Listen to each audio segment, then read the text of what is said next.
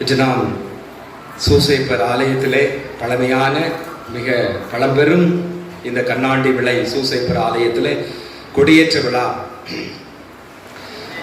அன்னை மரியாளுக்கு அடுத்து சூசைப்பர் ஒரு பிரசித்தி பெற்ற புனிதர், அப்படிதானே? ரொம்ப ஃபேமஸான மவுசான புனிதர். அன்னை மரியாளுக்கு எவ்வளவு மவுசு இருக்கோ அதுக்கு அடுத்த மவுசு நமது புனித சூசைப்பருக்கு. மார்ச் மாதத்திலே திருவிழா கொண்டாடுவார்கள். ஆனால் அது தவக்காலமாக இருப்பதால் மே மாதத்திலே நிறைய இடங்களிலே கொண்டாடப்படுகிறது. எனவே நாம் இந்த நாளிலே இந்த புனிதருக்கு கொடியேற்றி நாம் விழாவை சிறப்பு செய்கின்றோம். யார் இந்த சூசைப்பர்? இந்த சூசைப்பர் யார்? இவருக்கு ஏன் இவ்வளவு ஆடம்பரம் இல்லாத ஒரு எளிமையான ஒரு விழாக்கள்? எப்பொழுதுமே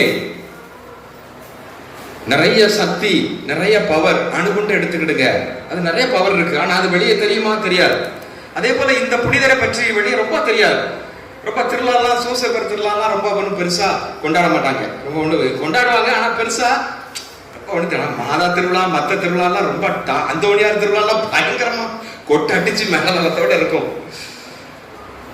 எனவே இந்த புனிதர் அவரும் ஒரு சப்தம் இல்லாதவர் தான், அமைதியானவர். ஆனால் சப்தம் இல்லாத ஒரு சங்கமம், சப்தம் இல்லாத ஒரு சங்கமம். எப்படி திருத்தந்தை பிரான்சிஸை நாம ஒரு 10 நாட்களாக 2 வாரமாக அவரை பற்றி நாம் சிந்தித்துக் கொண்டிருக்கிறோம். அவர் எப்படி எளிமையாக இருந்து தம்மையே தாழ்த்தி கொண்டு இன்னைக்கு உலக மக்களுடைய இதயங்களில் இருக்கிறாரோ, அதே போல இந்த சூசைப்பர் அதிகம் பேசாதவர், விவிலியத்தில் அதிகமாக ஒரு வார்த்தை கூட பேசியதில்லை, மௌனி. ஆனால் இவரை பற்றி தெரிந்து கொள்வதும் இவரிடமிருந்து நாம் பெற்றுக்கொள்ளக்கூடிய வரங்களும் ஏராளம் ஏராளம். அத்தகைய அளவிற்கு ஒரு சப்தமில்லா சங்கமம் இந்த புனித சூசைப்பர். யார் இந்த சூசைப்பர்? முதலாவதாக இவர் தாவீதின் வழிமரபிலே தோன்றியவர். தாவீதின் வழிமரபிலே தோன்றியவர். லூக்கா நற்செய்தி 1ஆம் அதிகாரம் 27.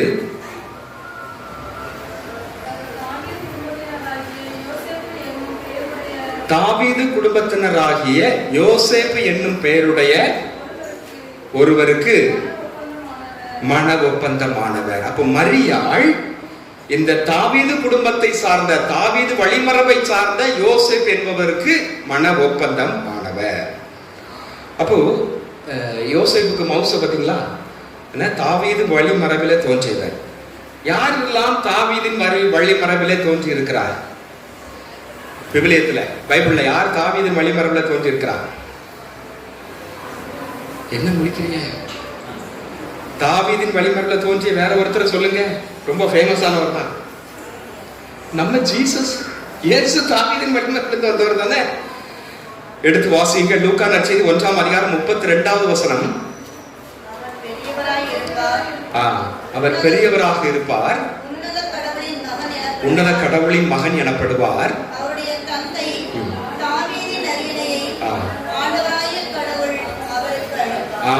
தாவீதின் அரியணையை அவருக்கு அளிப்பார், இயேசுவுக்கு அளிப்பார். அப்போ அந்த இயேசுனுடைய பிறப்பு அறிவிப்புல கபிரியேல் சமணசானவர் இப்படி சொல்லுகிறார் மாதாவை பார்த்து. என்ன, அவர் சாதாரணவர் இல்ல, தாவீதின் வழிமரபிலிருந்து வந்தவர். அந்த அரியணையை கொடுப்பார், எனவே நீ கலங்க வேண்டாம் என்று அன்னை மரியாளுக்கு கபிரியேல் சமணசானவர் மங்கள வார்த்தையாக அந்த செய்தியை, தூதுரை செய்தியாக அறிவிக்கின்றார். அப்போ இயேசுவும் தாவீதின் வழிமரபிலே வந்தவர். சரியா? வேற யாரெல்லாம் தாவீதின் வழிமரபிலே வந்தவர்? சாலமோன், அவரை தொடர்ந்த அரசர்கள். சரி, அப்ப இந்த தாவீது வழிமரபு, தாவீதினுடைய சிறப்பம்சம் என்ன? தாவீது என்ன பண்ணாரு சின்ன வயசுல?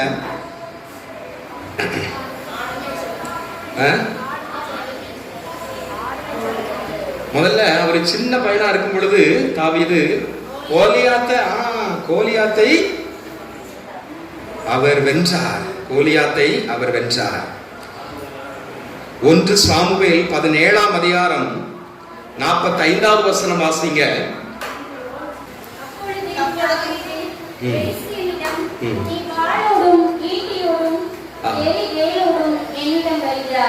பெலிஸ்தியன், அவன் பெரிய படை வீரன், வாள்களோடும் ஈட்டிகளோடும் பெரிய ஆயுதங்களோடு நீ வருகிறாய்.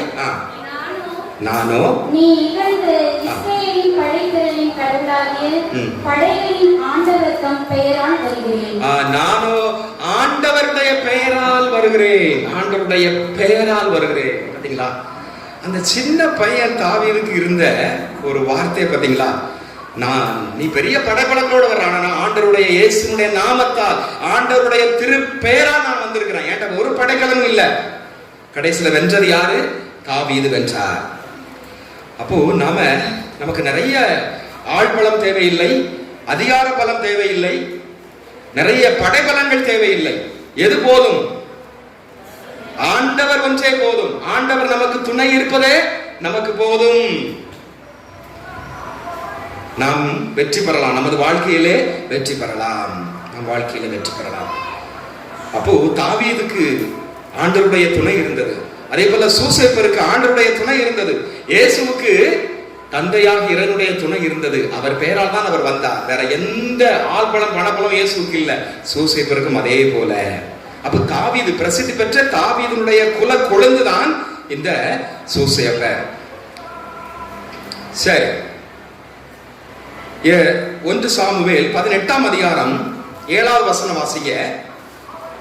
பெண்கள் அப்படி ஆடி பாடுகையில் சவுல் 1000 பேரை கொன்றார். சவுல் 1000 பேரை கொன்றான். தாவீதோ 10000 பேரை கொன்றான். 10000 பேரை கொன்றான்.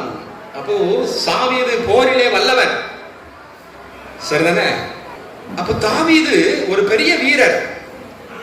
நிறைய பேரை கொன்று குவித்த 10000 பேரை கொன்று குவித்த எண்கால எல்லாம் பாடல், ஆடல், புகழ் எல்லாம் வெற்றி முழக்கங்கள் இருக்கிறது. அப்போ தாவீது ஒரு பெரிய மாபெரும் அரசராக இருந்தார். பிறகு சாமுவேல் தாவீதினுடைய வெற்றிகள் பாருங்க, எவ்வளவு வெற்றி பெற்றிருக்கிறார். 2 சாமுவேல் 8ஆம் அதிகாரம் 1 to 18 அதுல மேல வெட்டிங்க வாசிங்க. தாவீதின் வெற்றிகள் 2 சாமுவேல் 8ஆம் அதிகாரம் 1 to 18 வரை உள்ளதில் நம்ம வாசித்து பார்த்தோம்னா தாவீது எங்கெங்கெல்லாம் போரிட்டு எவ்வளவு வெற்றி பெறுகிறார் அப்படின்ட்டு சொல்லப்படுகிறது. அப்போ தாவீது முதல்ல ஆண்டவருடைய திருப்பெயரால் வந்தவர், அந்த நம்பிக்கை. இரண்டாவது, நிறைய வெற்றிகளை பெற்றவர். இஸ்ரேல் குலத்திலே தாவீது தான் ஒரு மாபெரும் பேரரசர். அவருடைய வழிமரபில் தான் இயேசு வந்திருக்கிறார், இந்த சூசேப்பரும் வந்திருக்கிறார். சரி, இரண்டாவது, இந்த சூசேப்பர் யார்? இவர் ஒரு தச்சர், தச்சு தொழில் செய்யக்கூடியவர், மர வேலை செய்யக்கூடியவர், சரிதானே? கார்பெண்டர், வேலை செய்யக்கூடியவர். மத்தேயு நற்செய்தி 13ஆம் அதிகாரம் 55வது வசனம். இவர் தச்சருடைய மகன் அல்லவா? இவருடைய தாய் மரியாள் என்பவர் தானே? யாக்கோபு, யோசேப்பு, சீமோன், யூதா ஆகியோர் இவருடைய சகோதரர் அல்லவா? இவர் தச்சர் தானே அப்படின்ட்டு மற்றவங்க எல்லாம் ரொம்ப ஒரு எளிதாக, ஒரு தரக்குறைவாக இடை போடுகிறார்கள். தச்சு வேலை செய்தல், மர வேலை செய்தல். அப்ப சூசேப்பர் அந்த சாதாரண தொழிலாக அது இருந்தாலும், அந்த தச்சு வேலை, அந்த மர வேலையாக இருந்தாலும் அதை அவர் உவந்து மனப்பூர்வமாக அவர் செய்வதை நாம் பார்க்கின்றோம். அப்ப உழைப்பு. இப்ப நாம பெரிய வேலை, கம்ப்யூட்டர் வேலை, கணனி வேலை, அரசாங்க உத்தியோகம் செய்தாதான் நான் உயர்ந்தவன், இந்த சமூகத்திலே மதிக்கப்படக்கூடியவன் அப்படிங்கிறது இருக்கு. ஆனா இல்ல, ஒரு எளிய வேலையை செஞ்சாலும் சமூகம் மதிக்குதோ மதிக்கலையோ, ஆண்டவர் நம்மை மதிப்பார். அப்ப குடும்பத்துல என் மாப்பிள்ளை, என் வீட்டுக்காரர் சாதாரண வேலை தான், கூலி வேலை தான் செய்யறாரு அப்படின்னு நம்ம அவமானமா நினைக்கிறோம். வீட்டுக்காரரை பத்தி நம்ம தரக்குறைவா நினைக்கிறோம். வீட்டுக்காரரை பத்தி நம்ம சண்டை போடுறோம். மனைவி, நீ என்ன சம்பாதிக்கிற? மற்றவங்களாம் பாரு அரசாங்க உத்தியோகம் பார்க்கறான், எல்லாரும் பெரிய பெரிய கணனி உத்தியோகம் பார்க்கறான், நீ என்னடானா இப்படி கூலி வேலை போயிட்டு இருக்கிற? உன்னெல்லாம் குடும்பத்தை காப்பாத்துறதுக்கு வக்கு இல்ல. பிள்ளை குட்டிகள்லாம் நீ எப்படி காப்பாத்துவ? நீ எல்லாம் எதுக்குடா கல்யாணம் முடிச்ச? அப்படின்னு தான் திட்டுறாங்க. அப்போ சாதாரண தொழிலையும் செய்து முன் வரலாம். இன்னைக்கு பெரிய பெரிய பணக்காரர்களா இருக்கிறவங்க எல்லாம் சாதாரண தொழிலை செய்து முன்னேறியவர்கள் தான். அப்ப நமக்கு அந்த மனப்பான்மை வேணும். ஒரு சிறிய தொழிலாக இருந்தாலும், சிறிய வேலையாக இருந்தாலும், அந்த கடின உழைப்பு. அதான் உழைப்பாளர்கள் தினம், மே மாதம் 1ஆம் தேதி. அதான் சூசேப்பர் விழா அன்னைக்கு கொண்டாடுறாங்க. அப்ப இந்த உழைப்புக்கு அவர் பாதுகாவலர், உழைப்பில் உயர்ந்தவர், உத்தமர். சாதாரண அந்த சின்ன வேலையா இருந்தாலும் அவருக்கு இயேசுடைய தந்தையாக மாறிய பிறகு கூட அதை விடாமல் செய்து கொண்டிருந்தார். அப்போ வேலையிலே தரக்குறைவான வேலைகள், உயர்வான வேலைகள் என்ற வேறுபாடு இல்லாமல் சிறிய வேலையும் உயர்ந்த ஒரு வேலை, சாதாரண ஒரு தொழில் கூட அது நேர்மையான ஒரு தொழிலாக, தொழிலை மதிக்க வேண்டும், உழைப்பை நாம் மதித்து நடக்க வேண்டும் என்கின்ற செய்தியை சூசையப்பர் நமக்கு இந்த நாளிலே சொல்லுகின்றார். சரி, மூன்றாவது, அன்னை மரியாளினுடைய ஒரு கற்புள்ள கணவர், கற்புள்ள காவலர், நல்ல கணவர். மத்தேயு நற்செய்தி 1ஆம் அதிகாரம் 25வது வசனம். மரியா தம் மகனை பெற்றெடுக்கும் வரை யோசேப்பு அவரோடு கூடி வாழவில்லை. பாத்தீங்களா, ஒரு மகனை பெற்றெடுக்கும் வரையே யோசேப்பு மரியாளோடு கூடி வாழவே இல்லை. எவ்வளவு ஒரு கற்புக்கு உதாரணம். மாதாவுக்கு ஒரு நல்ல ஒரு கற்பில் சிறந்த கணவராக இருந்தார். வேறு பெண்ணையும் தேடி செல்லவில்லை, வேறு பெண்ணை தேடி செல்லவில்லை, மரியாளோடும் கூடி வாழவில்லை. அப்ப எவ்வளவு ஒரு கற்பில் ஒரு புண்ணியவானாக இந்த சூசையப்பர் இருந்தார். அப்போ ஆண்களும் கூட கற்பில் உயர்ந்தவர்களாக மாற முடியும், ஆண்கள் கூட கற்பில் மேன்மை படைத்தவர்களாக மாற முடியும். ஆண்களுக்கும் கற்பு உண்டு, பெண்கள் தான் கற்பு அப்படின்னு இல்ல. இன்னைக்கு சமுதாயம் அப்படிதான் இருக்கு. பெண்கள் மட்டும்தான் கற்பை பத்தி பேசுவாங்க. நீ கற்பு இழந்தவா, நீ கற்பெல்லாம் கெட்டு போச்சு, இவ்வளவு பெரிய யோக்கியம் மாதிரி ஆம்பளை ஆட்கள்லாம்.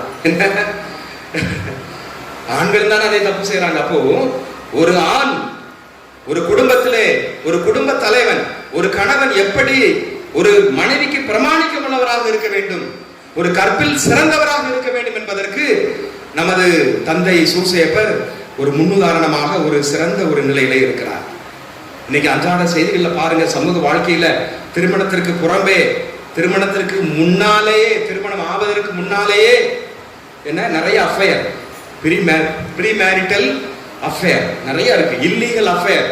கல்யாணத்துக்கு முன்னகுட்டியே என்னது, கற்பு போயிடுச்சு, கற்பு போயிடுச்சு. அந்த காலத்துல கற்போட நல்ல பேணி வளர்த்து திருமணம் ஆன பிறகுதான் எல்லாமே நல்ல ஆண்டவருக்கு உகந்த ஒரு பிள்ளையாக இருப்பாங்க. இன்னைக்கு அப்படி இல்லை, கல்யாணத்துக்கு முன்னாடி எல்லாம் முடிஞ்சு போயிருது.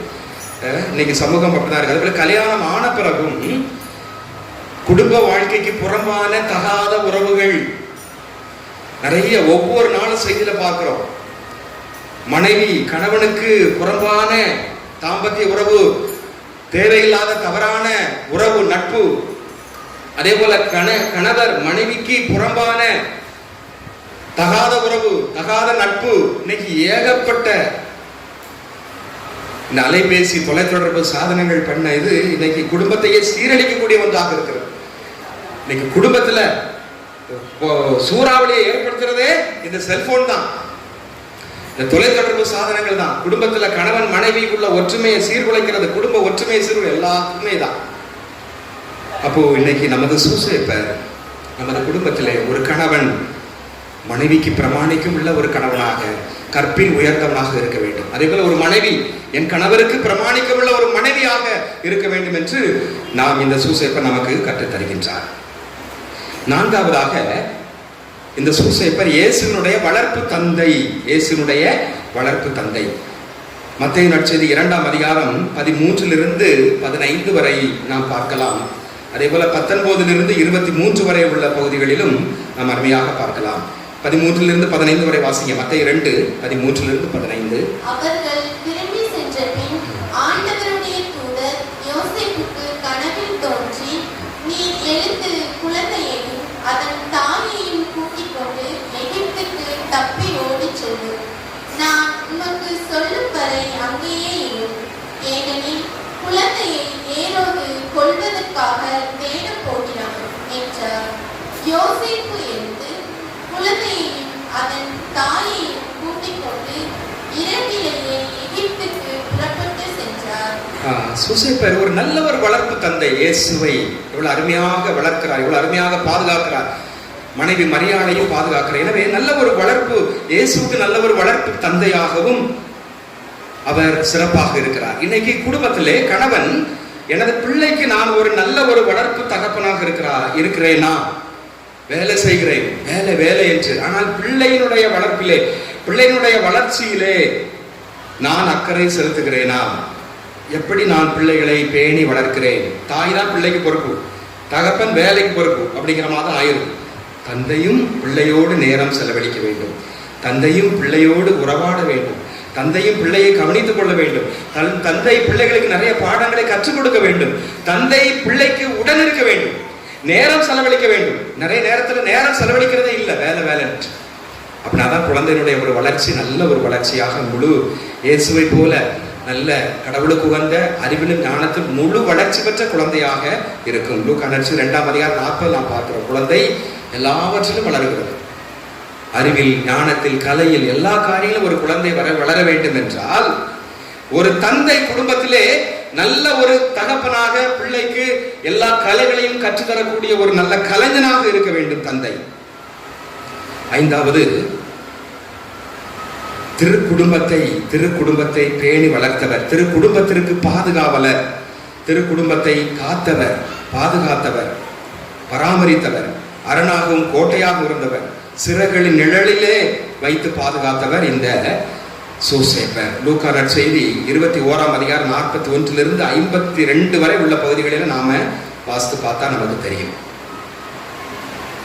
6வது, சூசேப்பர் இறை திட்டத்திற்கு பணிந்தவர், கடவுளுடைய திட்டம், கடவுளுடைய விருப்பத்திற்கு கீழ்ப்படிந்தவர், பணிந்து நடந்தவர்.